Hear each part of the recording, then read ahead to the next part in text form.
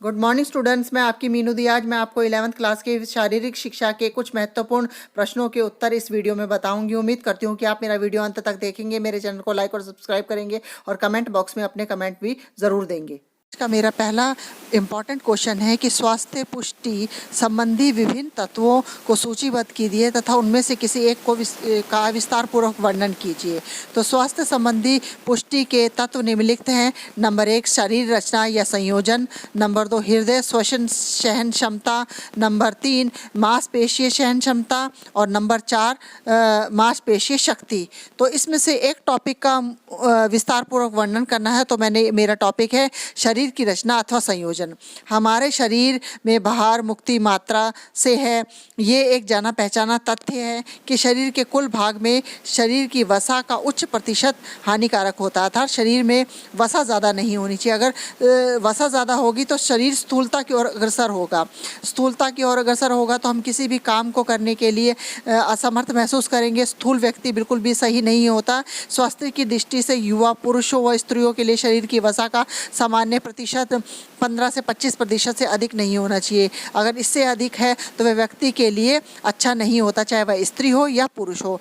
व्यक्तियों द्वारा शरीर की संरचना अथवा संयोजन को मापने के लिए विभिन्न विधियां जैसे पानी के अंदर भार, अपना स्किन कोल्ड मापना और एंथ्रोपोमेट्रिक मापन आदि प्रयोग में लाई जाती हैं। इसका अर्थ है कि स्वास्थ्य संबंधी पुष्टि के लिए एक व्यक्ति को आदर्श शरीर भार में वसा प्रतिशत रखना चाहिए। अर्थात व्यक्ति स्वस्थ है तो उसके शरीर में वसा का जो प्रतिशत मात्रा है यानी 15 से 25 के बीच में से होनी चाहिए, उससे अधिक नहीं होनी चाहिए।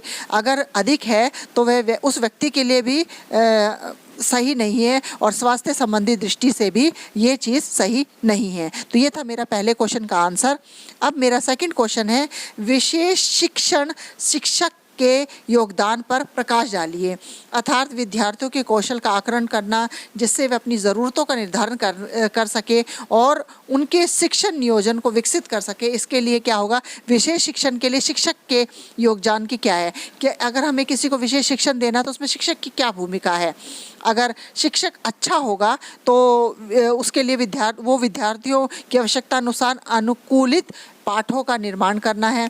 विशेष शिक्षण में शिक्षक के योगदान क्या होगा, वो उसकी आवश्यकता अनुसार उसके अनुकूलित पाठों का निर्माण करेगा। प्रत्येक व्यक्ति के लिए अलग से शिक्षा का कार्यक्रम विकसित करेगा कि किस विद्यार्थी के लिए कौन सा पाठ्यक्रम अच्छा होगा। एक विद्यार्थी की क्षमता के अनुसार क्रियाओं का योजना करना और उसका आयोजन करना और उसको बांटना कि वो विद्यार्थी होता अपनी क्षमता को और अधिक विकसित कर सके।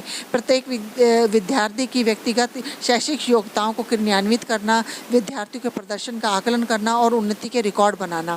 अर्थात अगर कोई विद्यार्थी अच्छा करता है तो उसके लिए उसके प्रदर्शन का एक लेखा जोखा बनाना, उसका रिकॉर्ड करना ताकि वो अपनी क्षमता को और अधिक बढ़ा सके। नंबर 6 व्यक्तिगत शैक्षणिक कार्यक्रम का पूरे साल नवीनीकरण करना जिससे विद्यार्थियों की उन्नति व लक्ष्य को निर्धारित करने में मदद मिल सके। एक जो शिक्षक होगा विद्यार्थी के पर्सनली हर विद्यार्थी का सभी तरह से क्षमताओं का बायोडाटा रखेगा, उसको हमेशा उसमें कुछ परिवर्तन करता रहेगा उसको ताकि वो विद्यार्थी अधिक से अधिक उन्नति के पथ पर अग्रसर हो सके और वो जिस लक्ष्य की प्राप्ति के लिए जो भी कर रहा है उस लक्ष्य को प्राप्त कर सके और उस लक्ष्य को प्राप्त करने में उसकी मदद करता है एक अच्छा शिक्षक। ये था मेरे सेकंड क्वेश्चन का आंसर। अब मेरा थर्ड क्वेश्चन है सुयोग्यता के महत्व के 6 बिंदुओं को सूचीबद्ध कीजिए। सुयोग्यता का क्या महत्व है। सुयोग्यता के महत्व के सबसे पहला है ये मांसपेशियों की टोनिंग एवं सुधार में मदद करता है। ये चोट के बाद आरोग्य प्राप्ति के समय को कम कर देता है। अगर कोई व्यक्ति सुयोग्य है तो फटाफट चोट के बाद बिल्कुल अपने आप कैपेबल बन सकता है। ये उचित पोषण संबंधी ज़रूरतों को पूरा करने में मदद करता है कि हमें किन किन चीज़ों का सेवन करना चाहिए कि दबाव और तनाव को बेहतर प्रबंधन करने में मदद करता है कि हमें तनाव और दबाव से किस प्रकार से हम बाहर निकल सकते हैं। उस तनाव और दबाव से यह जीवन की चुनौतियों का सामना करने के लिए और अप्रत्याशित स्थितियों का आवश्यकता अनुसार सामना करने में भी लोगों की मदद करता है।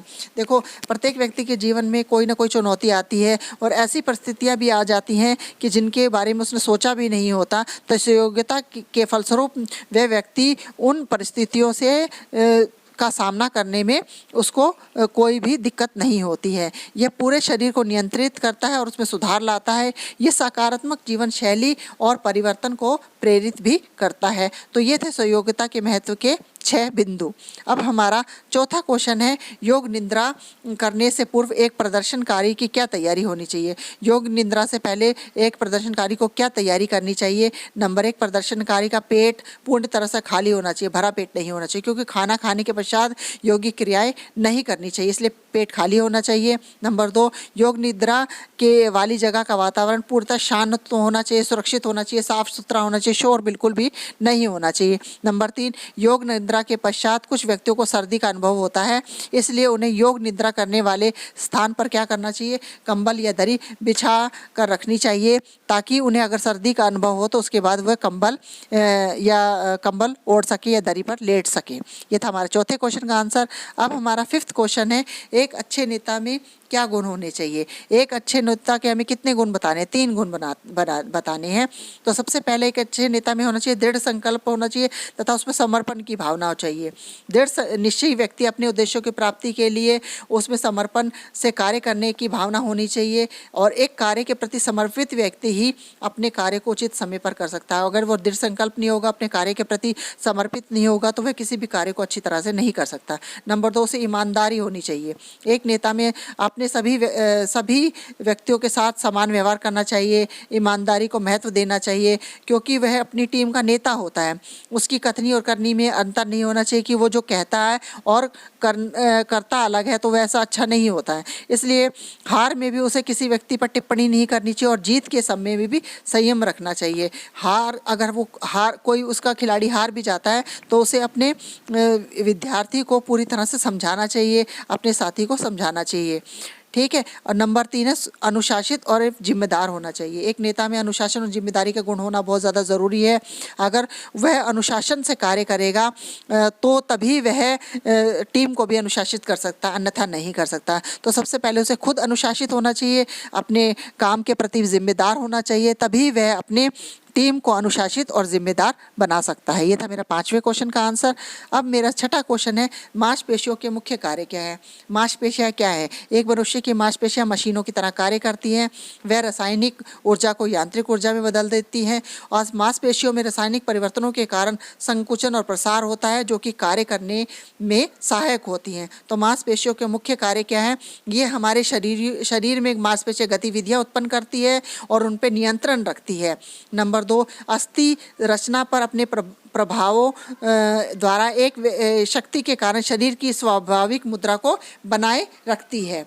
नंबर 3, मानव शरीर उपस्थित अस्थियों के लीवर तथा चर्बी आदि के कार्यों को भी सुविधाजनक बनाता है। ये मांसपेशियों का ये मुख्य कार्य हैं। तो ये था मेरे 6ठे क्वेश्चन का आंसर।